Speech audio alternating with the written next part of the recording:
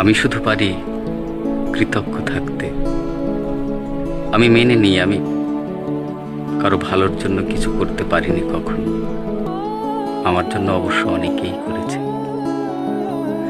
তর্কে আজকাল আগে ভাগে হেরে যাই, যাতে আমাকে না চাওয়া মানুষগুলোর পাশে অন্তত বসে থাকার সুযোগ পাই।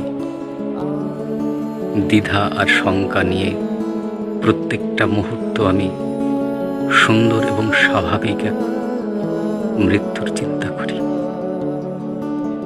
আত্মহনন আমাকে দিয়ে হবে না, আমি ভয় পাই। আলাদিনের চেরাগ যদি কখনো কোনো ইচ্ছে পূরণ করে দিতে চাই নিজের থেকে, আমি শুধু চাইব মৃত্যুর আগে একটা দুশ্চিন্তা মুক্ত দিন।